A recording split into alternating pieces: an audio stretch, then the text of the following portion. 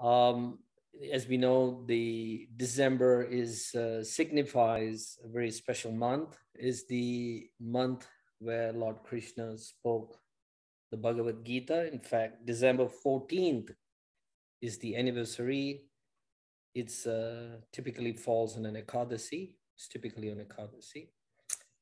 So the Bhagavad-Gita is such a glorious literature that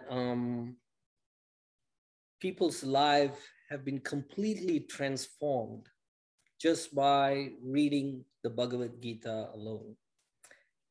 In fact, voluminous commentaries have been written by great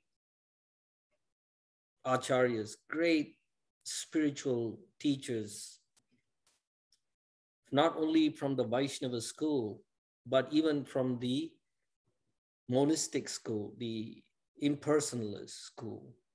And everybody in India, if something is stated in the Bhagavad-Gita, that is the authority.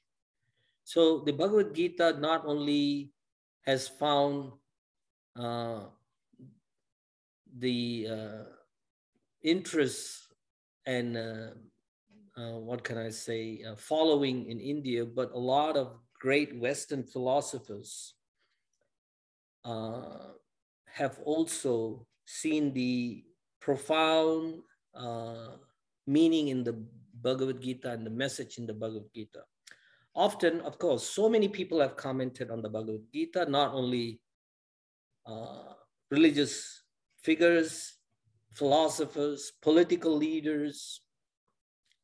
There's so many commentaries on the Bhagavad Gita, and Prabhupada makes a great point that, but many of them screw out a meaning which is not really what is meant by the Lord.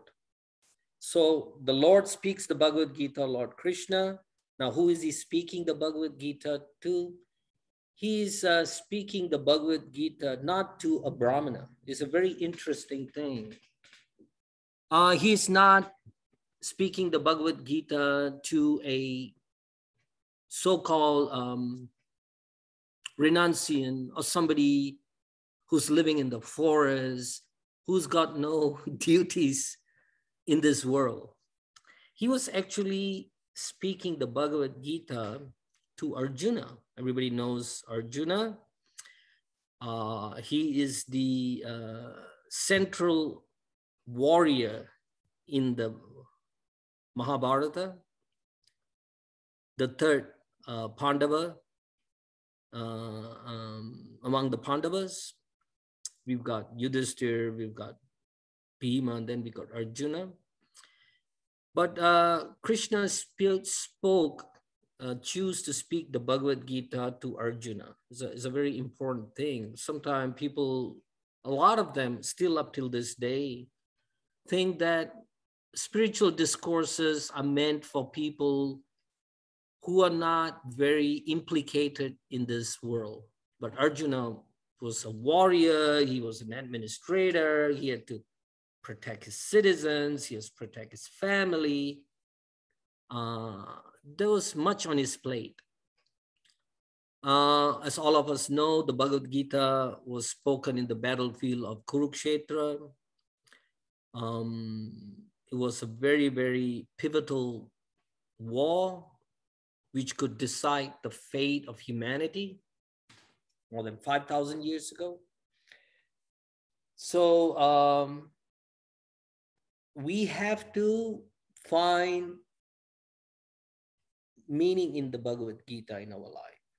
Even though it's full of meaning, we are so distracted. We have to take time to find meaning in the Bhagavad Gita. The Bhagavad Gita was spoken to Arjuna for a specific purpose, and it wasn't spoken to, say, Vidura, or it wasn't spoken to Uddhava, or it wasn't spoken to the gopis, right? So, but it was spoken to Arjuna because Prabhupada considered Arjuna like a worldly man. He is in the world, has got so many duties, everybody is depending on him. Most of us fit that role. So it becomes more relevant for us for that purpose, because people can say, oh, well, the Bhagavatam was spoken to Parikshit Maharaj, he was on the verge of death. I'm not in the verge of death. So how is it relevant to me? Now, here we have Arjuna about to start one of the greatest battles, probably the greatest battle known to mankind. And the Lord chose to speak the Bhagavad-Gita before the battle began. So in that sense, we have to see what is the circumstances where Arjuna became very confused, because he's faced on the other side with his very dear relatives. In fact, he was faced with his teacher, Dronacharya, who taught him the whole science of battle. I mean, in India, if you were to fight against your guru, it's just like something inconceivable. Of course, Dronacharya taught him the military skill. And then there was Bhishma, who were the very, very affectionate guardian from a very young age. Now he has to face all these people in battle, his uncles, his cousins, even though one can say they were so ruthless. His cousins were so ruthless, especially Dronacharya and Dushashan, and of course actually Arjuna's own brother, I mean, from his own mother, Karna, was on the other side. Of course, at that time it was not known. So it was a very, very, very awkward situation. Not only a difficult, but a very awkward situation Arjuna was facing. Something like that in this day and age is almost inconceivable, where I have to fight against such dear relatives, people who are so dear to me, and actually get rid of them. I mean, it's not just fight and win, but actually the necessity arises to actually kill them. So, I mean, this is a unprecedented scenario.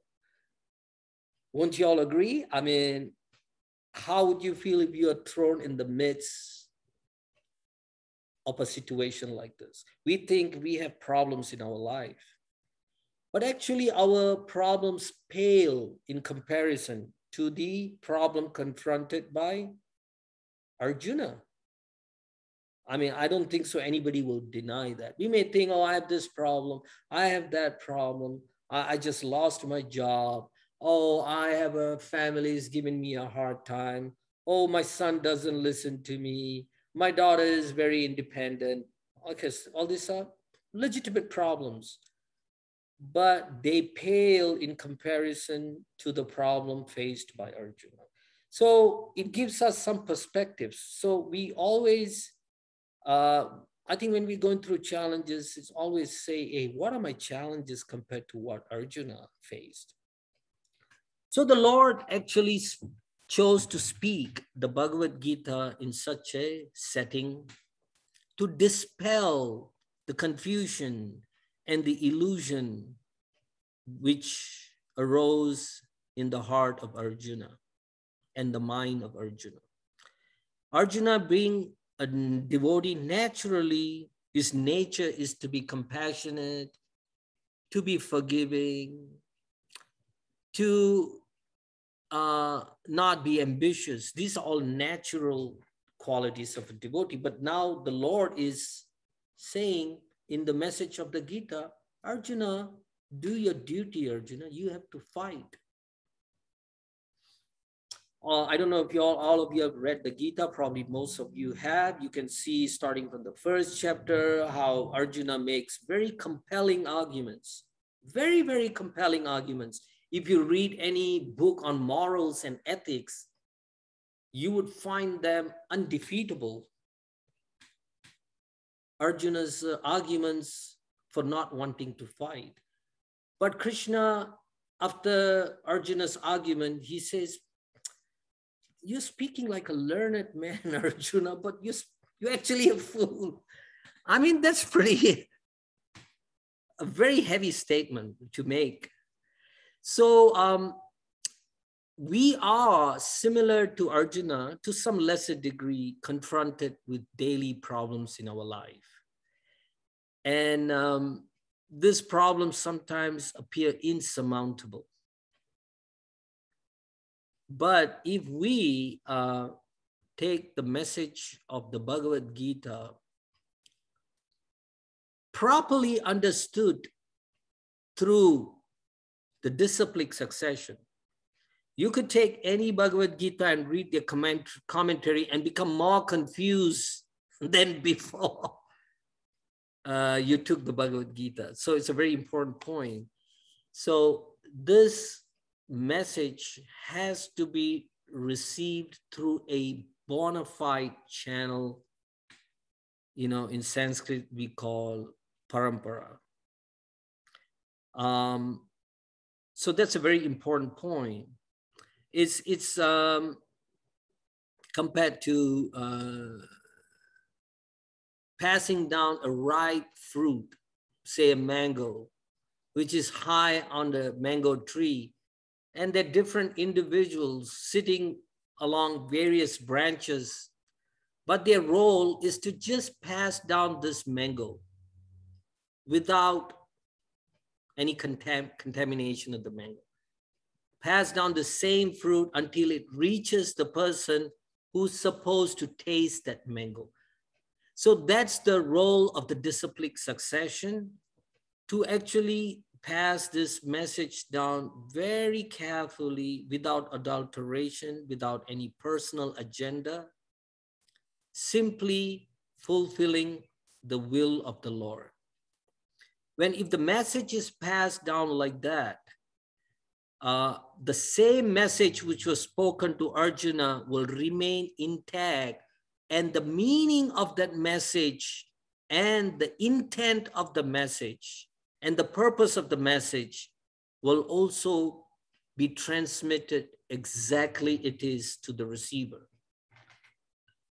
So Prabhupada makes a point that there were so many Bhagavad-Gitas printed and distributed, and so many scholars and politicians and leaders, scholars have commented on the Bhagavad-Gita, but hardly any devotees were made from this Bhagavad-Gita. But the Bhagavad-Gita as it is, we have in front of us, when this was transmitted, when this was printed and this was distributed, miraculously, so many devotees were made just by the act of distributing this Bhagavad-Gita and people reading the Bhagavad-Gita. So many lives were transformed. So what does it mean? That means the purity of the message was transmitted without adulteration. So something I wanted to make a point. It seems like I'm belaboring the point, but that is a very important criteria in spiritual matters, that we receive the message from the right channel. So there's so many commentators who have screwed out completely opposite meaning than the meaning intended by the Lord. So the Bhagavad-Gita is like a manual to solve the problems of humanity. It's just like a car has got a manual, some complicated machinery has a manual. Now, the human body and the mind, the human psychology and the human emotions are very complex. Nobody can deny that. The human intelligence. So if there can be a manual for this human body and its mind and its emotions, that would mean an extremely valuable thing. If I follow this manual, I can become totally successful in this life. So that is what the Bhagavad-Gita is. is to solve your problem, is to solve my problem, is to solve my neighbor's problem, is to solve the problem of the beggar in the street, to solve the problem of the billionaire, or to solve the problem of the philosopher, to solve the problem of the devotee, to solve the problem of the non-devotee. The Bhagavad-Gita is meant for that. So we can't seem to fathom, maybe it seems like an exaggeration. You mean like one book can solve all the problem? Yes, it actually can solve the problem because it gives us real knowledge. There's so many things which pass in this world as knowledge. They are to some degree knowledge, but they don't revolve around the problem of solving humanity's. They don't revolve around the problems of humanity. They just talk about science, talk about technology, they talk about this, they talk about literature, but none of them really have an underlying motive to solve the problems of humanity. You can, I don't know, probably everybody will agree with me that actually, as we, even in our lifetimes, in this very lifetime, we can see that society has really become very degraded. Very degraded. The values which are attributed to being a human is no more respected. Like compassion, like caring for others, like emotionally intelligence. What does the other person will think? The violence is glorified now. And a lot of religious movements exploit the people by glorifying violence. Even though the Bhagavad-Gita is set in the battlefield, people may ask us, but the Bhagavad-Gita is set in the battlefield. Yes, it is set in the battlefield, but the war was fought for the purposes of establishing dharma, not to propagate adharma. Now, Duryodhana and in his cohorts, they were very aggressively propagating adharma. So the Lord, by his will, he wanted to put an end to it. And whenever Krishna does something, typically he does through his devotees. He wants the devotees to take credit. Prabhupada always say, somebody is going to spread this movement. If you do it, you'll take the credit. If you don't do it, somebody else is going to get the credit because the will of the Lord is going to prevail eventually. So the Bhagavad-Gita was spoken to Arjuna, and it was arranged in such a scientific way and talks about progressively first telling Arjuna, you are not this body. And Prabhupada, in fact, often spoke most of his classes. If you really sleep, Prabhupada say, you are not this body. He kept it very, very simple. Prabhupada hardly spoke about very high philosophical matters, spiritual matters. Typically in a public assembly, he hardly spoke about anything very esoteric. Most of his classes are very basic, that you are not this body. All your problems of life are arising because you are identifying with this body. And Arjuna was on that same premise. He was identifying with his body, his relatives as an extension of his body. And because they are an extension of my body, they become very important to me. Think about it. It's very puzzling, actually, if you think about it. And sometimes it's hard to explain. Your friend may have a baby. Let's say you have a close friend. I'm talking about, let's say, a lady devotee here.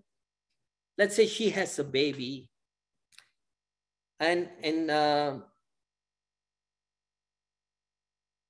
just because that baby was not part of you,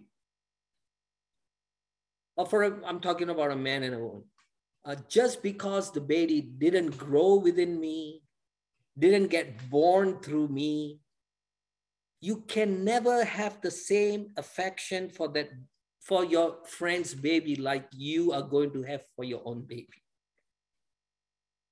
Why is that? It's made out of the same, the baby's body is made out of the same matter as the other baby. I mean, it's a logical, it's a very valid question, right? Why is it that? Because we see that this baby came out of my body. And because of that, the attachment becomes very intense. For the man and the woman, they becomes my baby. There could be millions of babies being born every day, but we sometimes don't even think about showing affection to other babies.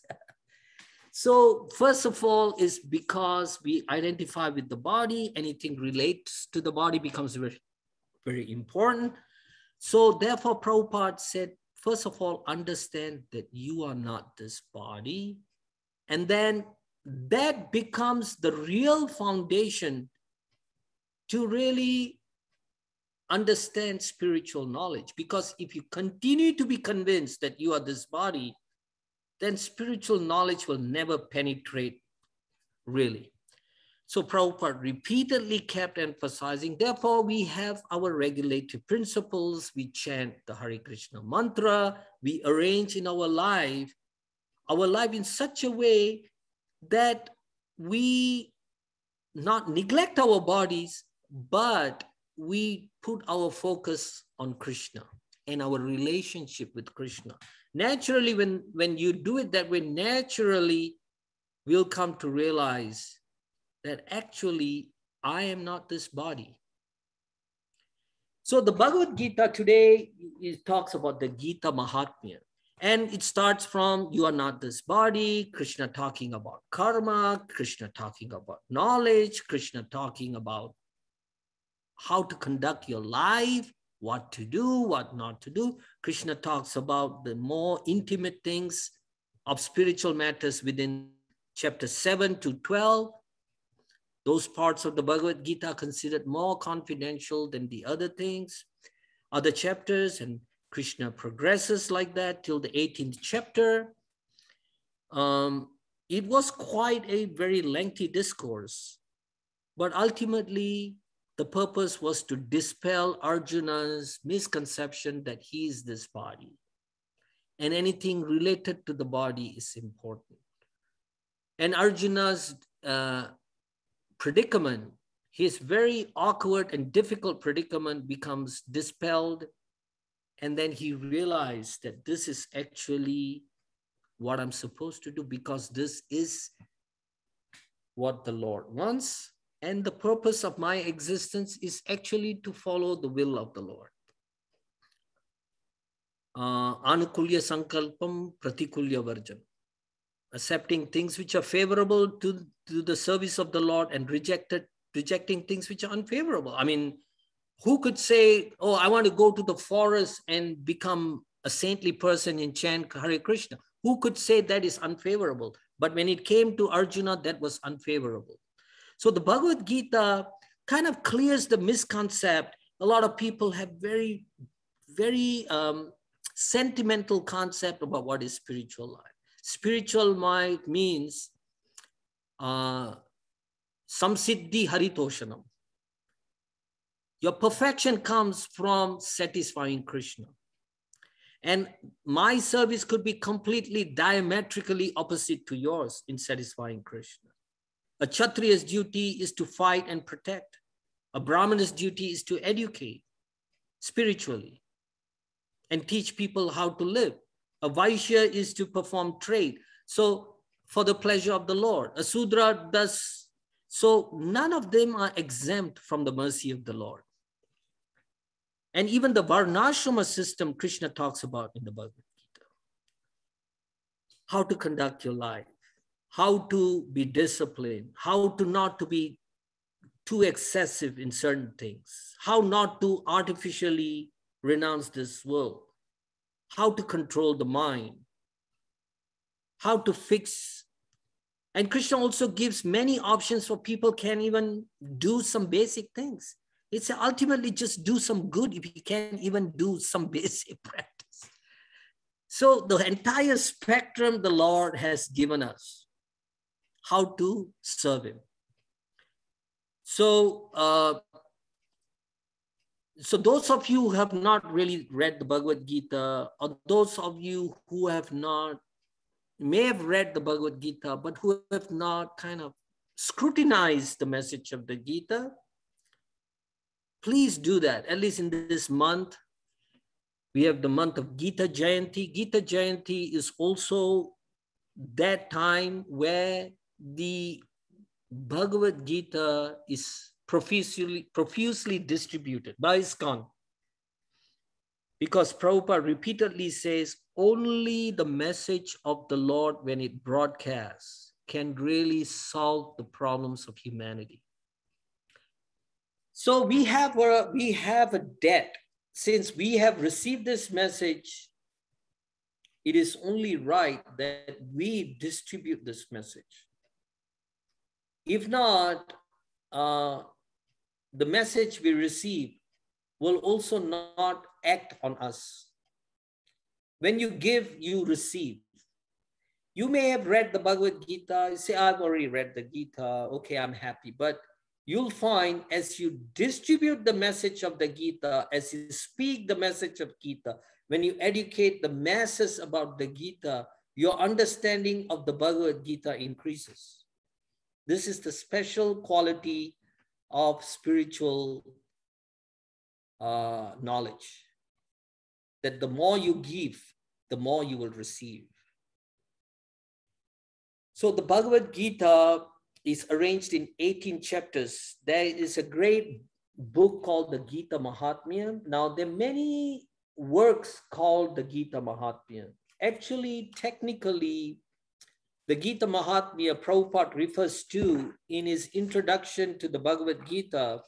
Prabhupada speaks about 7 verses of the Gita MAHATMYA that sometimes is misunderstood to be spoken by Shankaracharya. Actually, it is this is found in the Padma Purana. Shankaracharya speaks about a work called Gita Dhyanam in his commentary on the Bhagavad-Gita. That was composed by him. But actually, this Gita Mahatmya is found in the Padma Purana. And in another part of the Padma Purana, we also see Lord Shiva speaking to Parvati about the glories of each chapter of the Bhagavad-Gita and the amazing potency of each chapter. Let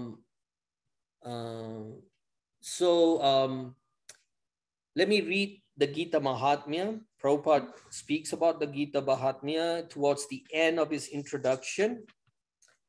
Like I said, when the message is received from the right source, from the bona fide source, it will have its potency.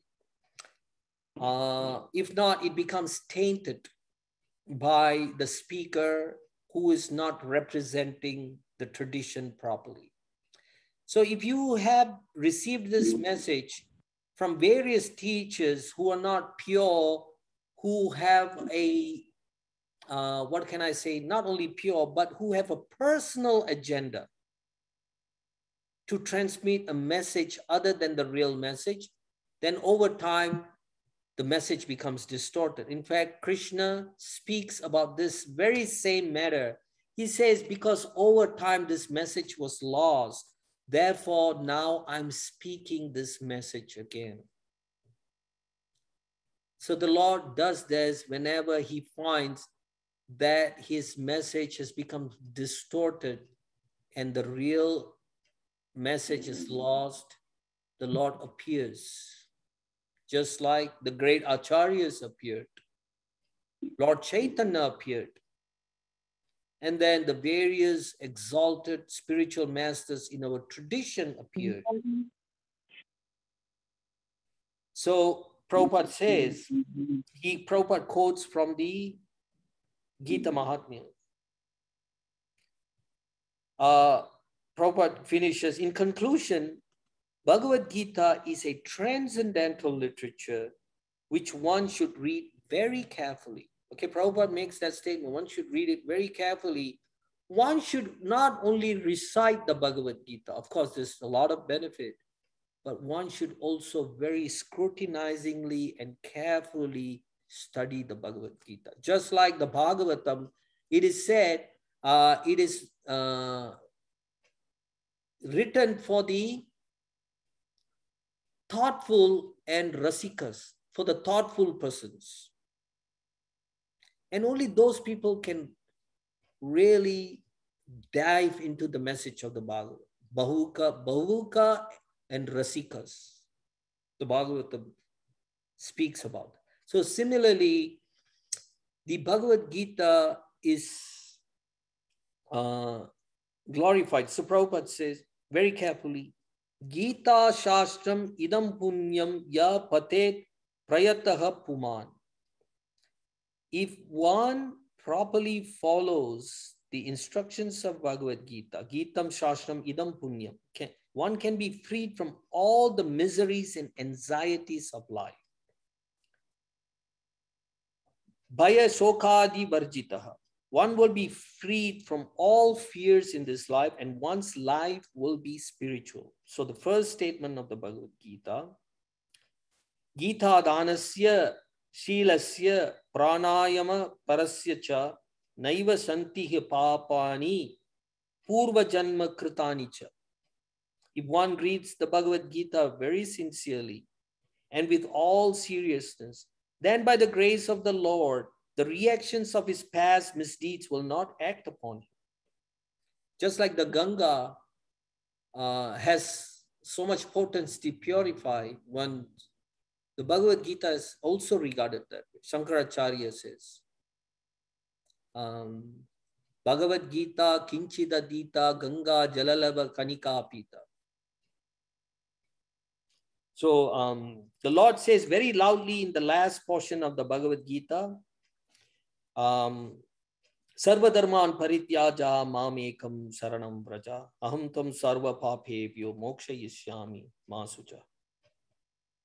And the Prabhupada speaks from the third verse. It says,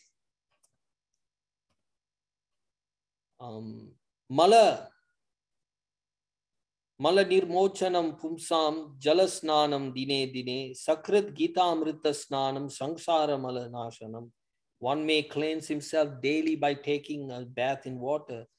But if one takes a bath even once in the sacred Ganges of Bhagavad Gita. So the Bhagavad Gita is considered like the sacred Ganges. Sacred Ganges water of the Bhagavad Gita. For him, the dirt of material life is altogether vanquished. The third verse of the Gita Mahatmya. Gita Sugita Kartavya Kartavya Kim Anye Shastra Vishtare Ya Sarvam Patmanabhasya Mukhapatma Vinirsataha. So because Bhagavad Gita is spoken by the Supreme Lord, personality of God, one need not read any other Vedic literature. Actually, if you read just the Bhagavad Gita and follow it, your life becomes perfect. People may think, but there's no esoteric subject matter in the Bhagavad Gita, like the Bhagavatam. But if you follow the Bhagavad Gita very, very conscientiously, the message, take it to heart, all the other spiritual lessons will also be manifest in your heart. Very important point. So one need only attentively hear and regularly hear and read Bhagavad Gita. In the present age, people are so absorbed in mundane activities that it's not possible for them to read all the Vedic literatures. But this is not necessary. This one book, Bhagavad Gita, will suffice because it is the essence of all Vedic literatures and especially because it is spoken by the Supreme Personality of Godhead. Gita Mahatmya 4, as it is said, Bharatamrita Sarvasam Vishnu Vaktrat Vinirstram Gita Gangodakam Pitva Punarjanmana Vidyate. One who drinks the water of the Ganges attains salvation. So what to speak of one who drinks the nectar of the Bhagavad-Gita? Bhagavad-Gita is the essential nectar of the Mahabharata, and it is spoken by Lord Krishna himself, the original Vishnu. Gita Mahatmya 5. Bhagavad-Gita comes from the mouth of the Supreme Personality of Godhead, and the Ganges is said to emanate from the lotus feet of the Lord. Of course, there is no difference between the mouth and the feet of the Supreme Lord, but from an impartial study, we can appreciate that the Bhagavad-Gita is even more important than the water of the Ganges. Sarvopanishado gavo dhokda gopala nandana partho vatsa sudhir bhokta dukdam gita amritam mahat. The Gita Upanishad, Bhagavad Gita, the essence of all the Upanishad. So the Bhagavad Gita is also considered as an Upanishad. Gita Upanishad. So it becomes Gita Upanishad, just like we have the Isha Upanishad. The Gita is also an Upanishad, composed of 700 verses. Gita Upanishad, Bhagavad Gita, the essence of all the Upanishad, is just like a cow. So the Bhagavad Gita is compared to a cow. What does a cow do? A cow gives milk. It nourishes everybody. What quality does milk have? It nourishes everybody. Of course, hopefully there are no some very, what can I say, devout vegans who may take offense with my message here. But cows are naturally part of Krishna's society. Milk is naturally part of the Vaishnava society. So the Bhagavad Gita is compared to like a cow. And Lord Krishna, who's the famous as the cowherd boy, is milking this cow. So the Bhagavad Gita is compared to a cow, and Krishna is the cowherd boy, Gopal, Govinda, he's milking this cow. For whose sake is he milking the cow? For him to drink? No. Arjuna is like the calf. So Arjuna is naturally already drinking the milk of the Bhagavad Gita. But Krishna is milking the cow, so the learned scholars and pure devotees are to drink the nectarian milk of the Bhagavad Gita. Ekam Shastram Devaki Putra Gitam, Eko Devo Devaki Putra Eva, Eko Mantras Tasya Namani Yani, Karmapi Ekam Tasya Devasya Seva. In the present day, people are very much eager to have one scripture. Everybody wants oneness in this world. Oh, let us all be equal. Why have this distinction? Which is a good intent. But how do you attain that platform of universality? Krishna says the same message in the Bhagavad Gita. Bhoktaram, Jagya Tapasam, Sarvaloka Maheshwaram, Surida Sarva Bhutanam. This is the formula for peace, Krishna says. If you accept me as I'm the real enjoyer, I'm the real enjoyer of all the sacrifice. That is the first requirement for the formula of peace. You say, I'm not the enjoyer. You are not this enjoyer. The president of the country is not the enjoyer, the billionaire, but Krishna is the real enjoyer. Bhoktaram Jagya Tapasam. Sarvaloka Maheshwaram, that Krishna is the Lord of the entire creation. And Krishna is Surida Sarvadehinam, is the friend of all living entities. If you accept this, then there's real peace. So the same message is here. Ekam Shastram Devaki Putra Gitam. If you take Krishna's message, then there's hope for peace. If you accept one God, the son of Mother Devaki, Devaki Putra is Krishna, just like Yashoda Nandana, Yashoda Putra, Nanda Sutta, Brajendra Nandana. This is all Krishna's name. Then there's hope for peace. One religion and one occupation. Therefore, Ekam Shastram Devaki. Let there be one scripture, only one common scripture for the whole world, Bhagavad-Gita. Therefore, Prabhupada worked so hard to translate. The first thing he translated when he came was to translate the Bhagavad-Gita and make sure it's distributed.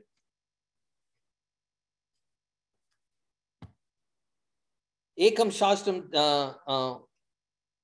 Devaki Putram. Let there be only one scripture, only one common scripture for the whole world. Bhagavad-Gita, Evo, Eko, Devo, Devaki Putra, Eva. Let there be one God for the whole world, Sri Krishna. Eko mantra stasya namani, and one hymn. One mantra, one prayer, the chanting of his name. Hare Krishna, Krishna Krishna, Hare Hare, Hare Rama, Rama Rama, Hare. Karmapi ekam tasya devasya seva. And let there be only one work, the service of the Supreme Personality of Godhead. So I encourage you all to take this message to heart, and this month being the Gita Jayanti month, that please also help in the distribution of this literature, this unparalleled literature, this profound literature who can bring about a real revolution in this human society, the type of revolution everybody is looking for, not the January 6th revolution.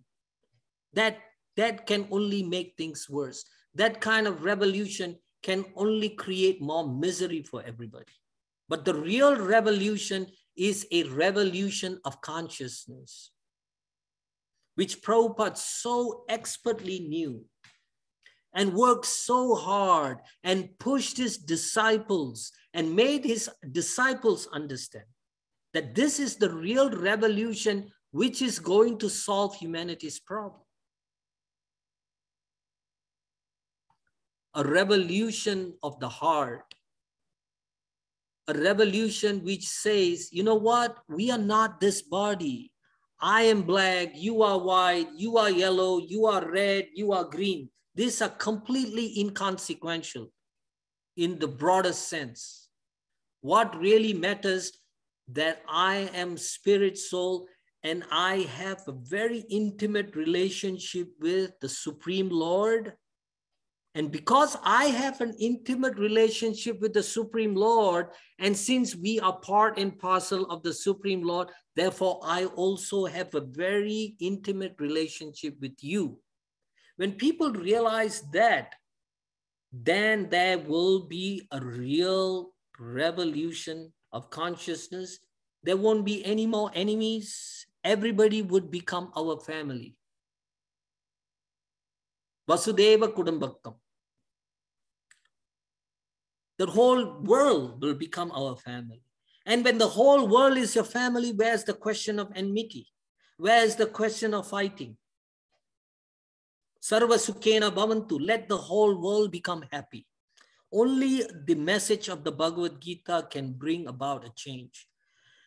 So we encourage you on this day, this month, you help. If you cannot personally go and distribute the Bhagavad-Gita, please help with the distribution of this most important literature. So I'm going to share some details.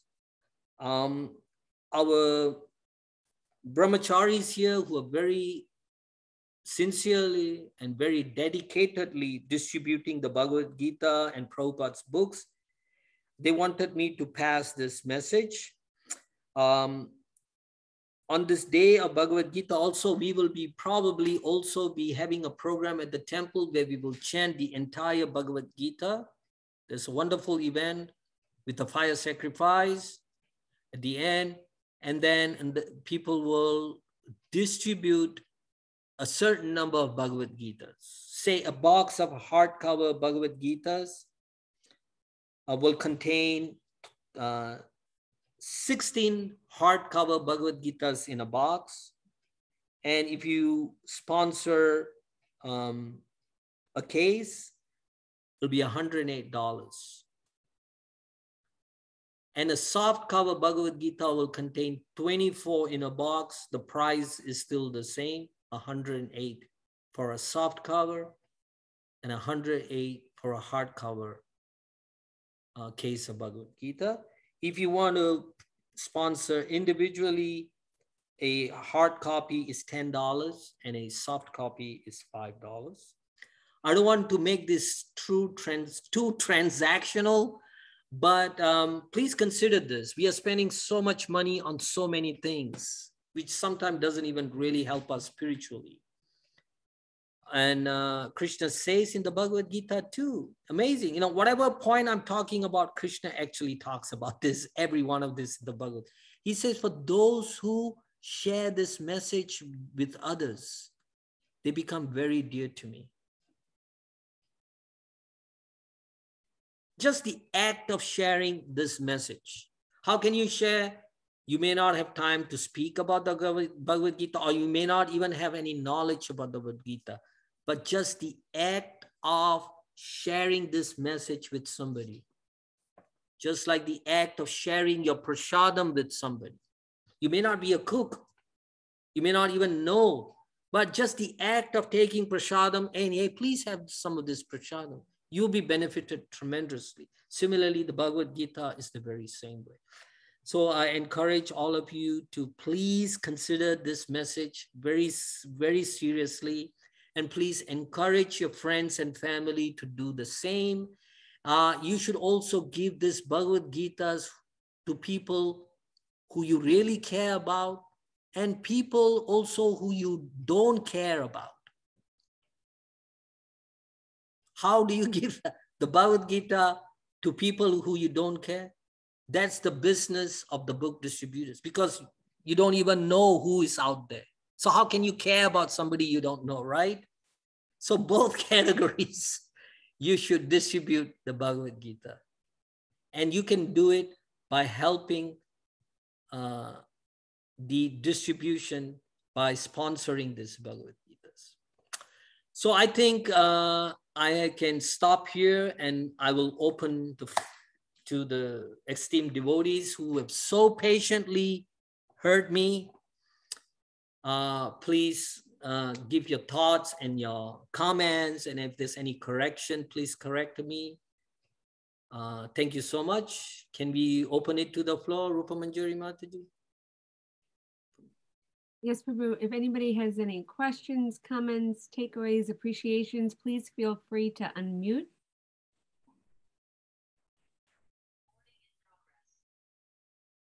I have a question.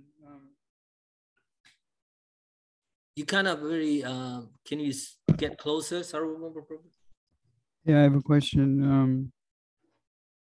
Prabhupada says that the Gita contains everything that's in other scriptures, but more.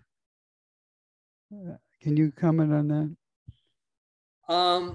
The Gita is like an ocean. As you read the Bhagavad Gita first time, you will pick some meaning. If you read further, you'll speak more meaning. So therefore, you'll find that the acharyas, as various acharyas they comment, they bring to surface very, very profound messages of the Bhagavad Gita, what is not superficially visible to us. So in that sense, the message of the Gita contains the seed for all the other even advanced topic. Just like a primary education is the seed for all subsequent education. Without that, you can't really grasp the other education. So in that sense, the Bhagavad Gita contains everything you need. Just like an oak tree, the entire oak tree, in a sense, is contained in an acorn. I don't know if you've really given it some thought. Actually, the entire DNA, the entire shape of the tree, how many branches it's going to have, how many leaves is already programmed into that acorn. So in that sense, the Bhagavad-Gita contains actually everything. If we really dive into it, there's no end to the depth of the Bhagavad-Gita. So therefore, the Bhagavad-Gita is not only a matter of chanting the slokas, but actually the real essence of the Bhagavad-Gita is to dive into the essence and the true meaning of the Bhagavad-Gita. Therefore, it has to be spoken from the from the mouth of a pure devotee and explained. So hopefully that is answers your question, Prabhu. Yes, we may be sort of imperfect. So how can we, if we're not pure, represent the Gita properly? Yes, that's a very good point. We are not perfect, but if we follow in the path of perfection, we are considered perfect, as long as we don't screw out any new meaning. Prabhupada interpreted perfection as that. So Prabhupada say, if you follow a perfect path, you are actually considered perfect, even though you may exhibit some imperfection in your character, your understanding. But because, just like I made that analogy where somebody is passing this mango down, as long as they don't bite into the mango or inject some poison into the mango or taint the mango or keep the mango to themselves until it becomes rotten, if this is passed on, I'm getting that mango which was sitting very high. So if we follow the path of perfection, we follow a pure devotee who's following that message, we can be considered pure. We can be considered to be pure, but we shouldn't consider ourselves pure. So that's a dichotomy here. Spiritual life, the moment somebody considers themselves pure, that means they are impure. So just like, I mean, the example is that Prabhupada was the pure devotee. He was telling his devotees, some of them who were still addicted to bad habits in the early days, or some of them who were still struggling with many bad habits, even after taking it. He told them to go and spread the Krishna conscious movement. Just by doing that, they became pure because they were following the perfect path. And because they were following a perfect path under the direction of the perfect devotee, we can see how many great devotees are in ISKCON now. And is continuously making pure devotees. It's not something of the past. So we follow the instructions of a pure devotee, because if we sit and wait until you become pure, that's not going to happen. You have to just roll up your sleeves and say, let's get it done. That's the fire of Sankirtan. It burns all our bad qualities. I heard a story of a devotee in Russia or Eastern Europe who went into a butcher shop. There was a butcher who had blood on his hands and everything, but the devotee somehow sold him a Bhagavad-Gita. Hopefully he told him to wash his hands before he grabbed the book. Yeah. I believe that butcher became a devotee. Oh, yeah. I mean, it's inconceivable what it's almost like somebody is meant to get the Bhagavad-Gita. Sometimes, I don't know, I've distributed books in the early days of my Krishna conscious life. It's not that I shouldn't be doing it now, but I'm sure there are a lot of, like Mother Rupa Manjari, she was like, sometimes when you go out on book distribution, you think this person has to get the Gita and you try hard. But that person will not get the Gita. The person you least think is going to get the Gita, you may not even make an attempt, but you may end up giving him a Bhagavad-Gita. I'm sure it has happened, right? A lot of people can attest to that fact. So Krishna's already will is there.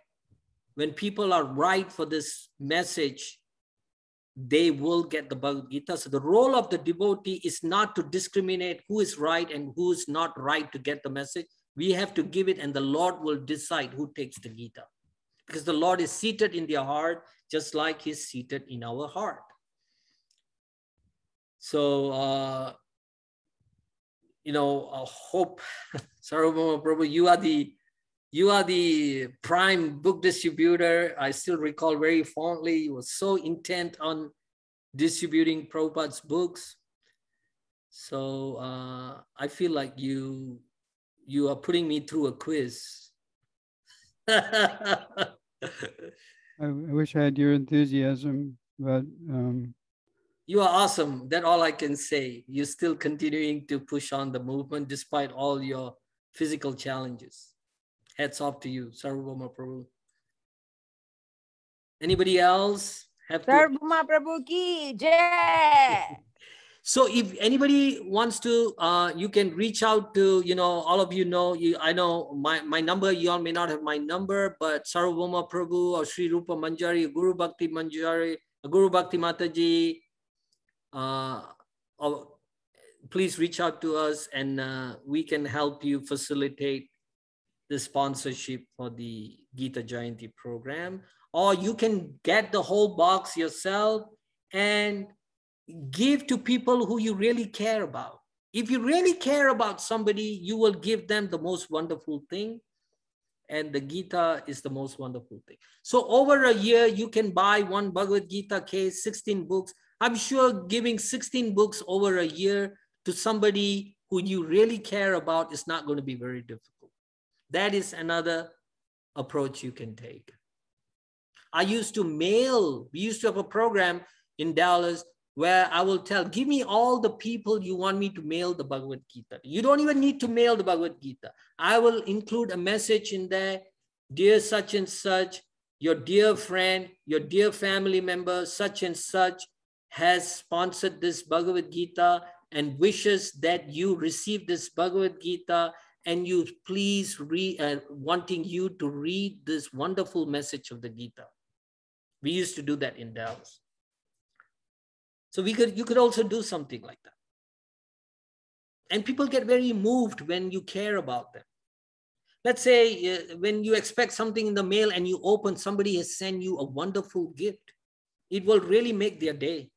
Just because of that, they will be compelled to open the Bhagavad-Gita because you care about that person. It's a very personal thing. Spiritual life is a very, very personal thing. That what attracts people. Krishna didn't speak the Bhagavad-Gita to the sky or to the ocean. He spoke to his intimate devotee, Arjuna. Prabhu Kishori Priya has a question. She has a hand raised. Yes, Kishori Priya Mataji, all the way from Florida. How are you? Hare Krishna Prabhuji. Hare Krishna Mataji. Jai Srila Prabhupada. My question is, you were speaking about how this message is for everyone, and it's for the devotee, it's for the non-devotee. So how do we convey the essence, which I see as being detached, because you pointed out the essence is you're not this body, and that arises from detachment. So how do you convey this to a person who is engaged in sense gratification, as everybody in the world is these days? So how do we do that? Because Krishna says it doesn't matter, let the person continue to do what they're doing, but without desire for results. That is a very difficult thing to do. Yeah, it is very difficult. So that is the basic lesson in the Bhagavad-Gita. You do what you're supposed to do and leave the results to me. So you may think, well, how can I be so transcendental? But if you take the message to heart and give Krishna, pray to the Lord, Krishna, I want to have such a spirit that I want to give this message to everybody, even to people who are very degraded. Now, people may not accept the Bhagavad-Gita, but the fact that you have approached them because you are a devotee, you have noticed them and you have approached them with this message, that itself will go to their credit because they have come into contact with the devotee. Whether they accept the message of the Gita, that is something to be decided later. but the fact that you have felt that, hey, let me approach this person who seems to be so materially engrossed. Let me try to see if I can get the Bhagavad-Gita to them or some transcendental literature. That itself, Krishna will say, hey, since this devotee has approached this person, let me show some favor. There are many people who've got the Bhagavad-Gita and just kept it in the bookshelf. And then 30 years later, when they are moving or something, when they are packing all their books, hey, yeah, this book 30 years ago, somebody gave it to me. And they start going through, and that may transform their life. In my case, it was something amazing happened. My sister in Singapore, when I was probably 12 years old, she brought the entire Bhagavatam and she just kept it in the bookshelf. She never touched it after that. And I became curious about these books. And that's how I came into contact with Prabhupada books, and one led to the other. I came to the US and I meet the devotees on campus. So you see, I mean, it doesn't even have to be the person you're giving the book to. You may be giving a book to a person, actually it's meant for another person. So Krishna's ways are inconceivable. Thank you. I'm sure all of you have your own stories about book distribution, though whoever have done. Yes, I think Rebecca has a question. She has a hands raised. Yes, Rebecca. Hare Krishna. Hare Krishna. Well, first, does a person need to be initiated as a devotee to be able to distribute books? No. In fact, many people in those days in ISKCON, you have to be often engaged in distributing books even before you are recognized for initiation. Because the act of book distribution, even though it may look like on a mundane platform, externally it may take just going out and selling books and making money and bringing back and printing more books. It may look like a mundane affair, but actually distributing books, it's a deeply spiritual affair. Why? Because even though you may not feel like distributing books, often that's the case. You are compelled to go out, which means you are giving up your laziness for the sake of the Lord, or you are fighting your mental condition, which is preventing you, and you are overcoming those to go out. And it could be a very cold winter morning, but you are facing the elements to go out. So the whole process itself takes a tremendous amount of austerity. And you are setting your ego aside when you approach a person in the street. Many people don't want to approach people to ask them to buy something. But when you go out and distribute these books, you are indeed making tremendous sacrifices. But you're doing it not for your personal gain to take the money and put into your pocket, even though you may not have a feeling towards that person, but because you say, you know, this is what Krishna wants me to do, let me do it. It will benefit that person. It will also benefit me. So you'll find if you keep doing that, then naturally it will become spontaneous. Just like a mother her love for her kids are spontaneous. It's not like she has to go through so much difficulty to be able to love. It becomes spontaneous after some time. There are devotees in ISKCON, if they don't go out and distribute book for a day, it looks like there's a vacuum in their life. There's one very famous devotee in LA. What's his name? Sarvabhauma Prabhu. He was second initiated. Bhrigupati, right? Bhrigupati, yeah. Yeah, he has to go out. Probably he's in his early 70s now. So it is a very intimate connection with the Lord. This act of transmitting transcendental knowledge is a very, very sacred act. Even though it may look like a mundane act externally, but it is a highly, very, very sacred act, and it pleases the Lord tremendously. And devotees have risked their lives to distribute books. In fact, some devotees have been even killed distributing books. Yes.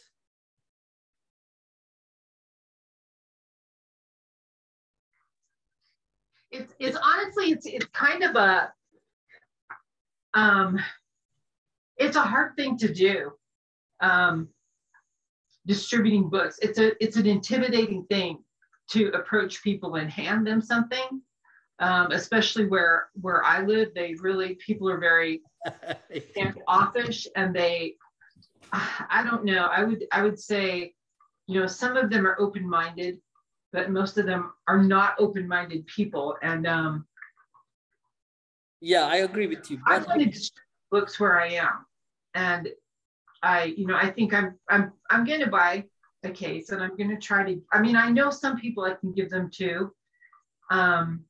Yeah. But I think I would really, it feels like, and I've had this thought for a long time, the music festivals that the kids go to these days, especially like up here in Colorado, they're all it's kind of a hippie community kind of thing up here. Now it's almost like back to the 1960s. Hippie days. Where the kids at these festivals, you can see them trying to make connections and trying to find themselves and reaching out and trying to find love. Not in a physical way, but I mean in their hearts, feel loved and feel one with everyone else. They're so lost, and they're doing the things that people were doing when this movement first started. They're dropping acid, and they're trying to get lost in the music, and trying to have these metaphysical experiences. Mm-hmm. And I really feel like there is a place for devotees in those music festivals, doing kirtan like how the Maipuris do, so that it's it's attractive when we're there and we have a presence. Correct. And handing the books to people, not requiring any payment for them at all, because a lot of these kids, they've already spent their money on stupid things and they're at these festivals anyway.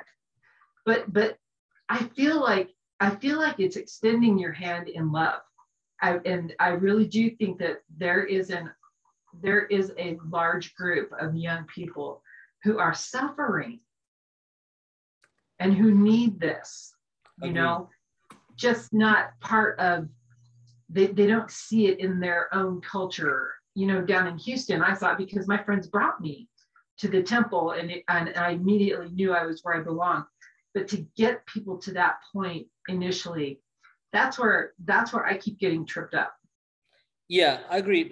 This events, like you say, this music festivals of young, and people are looking for meaning and look intoxicated and being very frustrated. These are definitely very, very, very ripe places for this message. Like you said, even because they are open, they really are sincerely searching. Yes. In fact, we used to do go to such festivals and distribute these books, and they were very, very successful in making many devotees. Because they are much, much open to what message can enter them. Whereas if you go to some downtown, people are walking in suits, and the moment you walk towards them, they already tell you by their body language they don't want to have anything to do with you. It could be intimidating, definitely, but that is actually a devotee's challenge. I mean, what kind of intimidation is that compared to what Arjuna faced, right? Wow. So we can always compare ourselves to what kind of challenges Arjuna was facing. Of course, people can say, oh, Krishna directly spoke the message to him, but Krishna is not telling me, but the message is the same. The message is the very same. It is intimidating, definitely. Even people feel very nervous to go out, even in Kirtan, sometime in Harinam going out, they became very conscious. Like recently we had a Harinam in Galveston, and the kids from our community, they felt so shy that they are part of this, because they saw other teenage kids in the beach having a good time, and they became so self-aware. And I had to kind of have a sermon to them. Look, there's nothing to be embarrassed about this. You are doing the Lord's work here.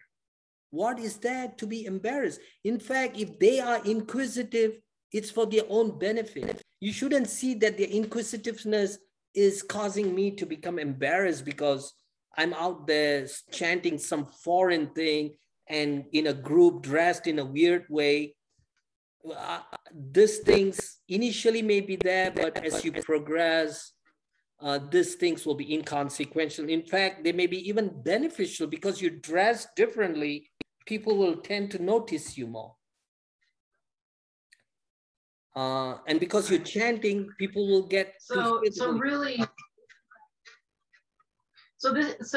am I right in interpreting this as this is part of letting go of that I am my body ego thing? Very much part of it, yeah. Okay. Yeah, it is very much part of it. So therefore, you see some devotees are taking tremendous risk in their personal lives, like preaching in China. In those days, preaching in Russia. Some devotees have even preached in Afghanistan.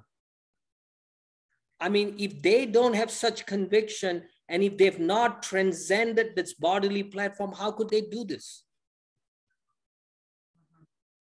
So these are all great examples for us. We should aspire to kind of follow in those footsteps. But also we have to be conscious of time, place, and circumstance, how we present the philosophy. If you feel, the Bhagavad-Gita may be a little too heavy, let me give them a chant and be happy. They'll see John Lennon's face in there, and immediately they may warm up to that. You know what I mean? Or may they see divine nature, they may see a nice, beautiful, natural scene, or they can see higher taste, they think it's a cookbook. So there's so many strategies, yeah. Are we running over time? I'm okay, but Mother Sri Rupa Manjari, you are the facilitator. I don't want to be transgressing anybody here. No, it's perfectly fine, Prabhu. Everybody is staying and enjoying, so please continue as long as you like. Mother Guru Bhakti has her hand raised. Yes, Mother Guru Bhakti.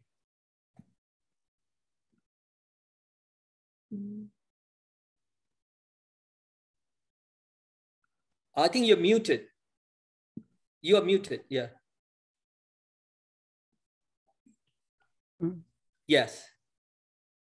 So some devotees do travel and go to certain festivals, maybe not as much as used to, but there are certain, like there were different groups like the Beastie Boys. They were a group that were Buddhists, and a lot of the young people knew they were into spirituality, so devotees would travel to all their concerts and distribute so many Bhagavad-Gitas and other books. So sometimes that happens, but I mean, there's so much, what we're doing is a drop in the bucket, but every drop helps. And definitely, yeah. There's so many devotees are doing so many things. We just don't get to see them. So, but at least we can do here locally in Houston. Mother Guru Bhakti, you. Oh, my husband wanted to wanted me to say this, that sometimes the books actually sell themselves if you just make them available. So one of the things, for one thing, for Rebecca, I would recommend, or for anyone who is afraid, and I'm also afraid to go to the public and hand a book to someone. But what really helped me is Vaisheshika Prabhu's book called Our Family Business. It's such a practical guide, and you'll see his enthusiasm. It'll come to you. So that's a book I highly recommend that we should all read. He really captures the mood of Srila Prabhupada, and he's doing it himself. So it's a very practical book and really wonderful to help us in our spiritual lives and to also distribute books. I was just going to give you 2 examples. So I have a book table in my office. We may not always be fortunate, but if you're working in a corporation, I don't know if you are around people, you can keep the books like on your table, because the books are so attractive, they sell themselves. So I had these books, I have a book table. So one day this salesman from a long-term care facility came to my office, wanting to, encouraging me to send my patients when they're looking for long-term care facility to go to his facility. So he saw the books. So he took one, and then he asked me which ones he should take. So I sold him a few, or gave him a few. Then Ananteshwar Prabhu has a program. So I hooked him up to that, so that then he had the association regularly. And now he's to the point of chanting 16 rounds, wanting to get initiated. So he's Jewish by tradition, by his birth, and he can just make so many correlates between Judaism and Hinduism. Or he says like they stole it from, like he's such a gung-ho like Hindu, you may say, it's like really amazing. He's very passionate about it. The other thing I was going to say, another story, I have, we had in those old days, the whole Bhagavatam in one volume, right? The very fine Bible pages. So I have one in my office in case I would want to read or have a quick reference. So it's sitting there on the bookshelf, right? I hardly look at it now because we have everything in electronic. So my scribe, she one day looked at it, and then she said, where do I find this? She's actually belonging to the Vallabhacharya community. She said, I've never seen anything explained so like, which is understandable. How can I get this book? So the Bhagavatam sold itself. Mm-hmm. So it's just like Vaisheshika Prabhu says in Our Family Business, that you just have to make them visible. The more you show, the more you sell. That's his mantra. Yes. So we don't have to do anything. Srila Prabhupada said the Bhagavatam brought him to America, not that he brought the Bhagavatam here. So if we just have that after 20 years, that Bhagavatam sold itself. It's like amazing. So I just wanted to share those 2 stories. Yes. Very good. Very good. Very good point, Mother Guru Bhakti. So maybe you can make a commitment this month. I'm going to, who are my friends? Maybe you can even mail it. That'll be a great Christmas gift. Just mail them, say, hey, such and such, I was thinking about you. I thought this would be great literature. Please don't see that I'm trying to indoctrinate you in a way, but this book has really benefited me in so many ways. This is not sectarian knowledge. This message is so relevant for all of us. Even somebody may be a Christian. They may be willing to open it and look at it. Or somebody may be a Buddhist. Somebody may be even a Muslim. You never know how Krishna works wonders. People get very moved. Like people, when they receive the Bhagavad-Gita, they call the temple and say, thank you so much for sending this Bhagavad-Gita. Since you sent it to me, I have to honor this, and I'm reading 1 page every day. So something like that. So it's a big deal nowadays. If you care about somebody, it's a big deal for people, especially in this day and age. Yeah. Thank you. You can also say that, but if you don't want to read it, please do not throw it away. Please keep it and give it to somebody else.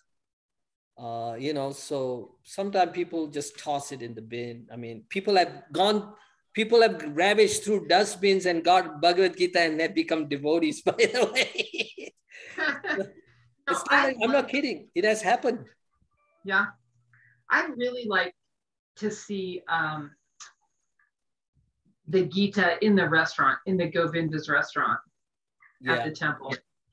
because that's where, you know, when you first come and you just don't know what that magic is going to be. And you know, why did you end up at Govinda's? Yes, agreed. I really agree with you that Westerners are just, they're very intimidated. You know, they want to go over to the temple and walk around and see what's there. They're very curious, and because it's beautiful, for one thing. It's like going to a botanical garden. It's so beautiful. But they're nervous. Like they're like, oh, this isn't my church. I don't belong here. I'm not going to go snooping around. But that's what we really want them to do. Yes, we do want them to snoop around. I do want them to go, what's this all about? Why is everybody so excited? Why am I feeling this way? Because there's a certain way that you feel when you are on the temple grounds and you're around people who are devotees. And I would like to feed that curiosity and just have copies of the Bhagavad-Gita in Govindas if it would ever be possible. Yes. Agree with you. Actually, one recommendation we had is to make a pathway from the restaurant itself into the temple hall. Then initially we were debating, not in the main temple hall, the hall in the back, and we were debating actually we should have the gift shop on the side closer to the restaurant and have a hallway from the restaurant. After people pay, they can just walk into the gift shop and it will be much less intimidating because it's a gift shop. And then after that, they can kind strolling into the temple. So we had some ideas like that. I remember there was talk about that, but then COVID hit and it's just been impossible to get things done. But that is a wonderful idea. I would love to see that happen. And I really do think that people would take that step. Yes. So often I see people coming and looking at the temple, you know, because our temple is big, teak doors.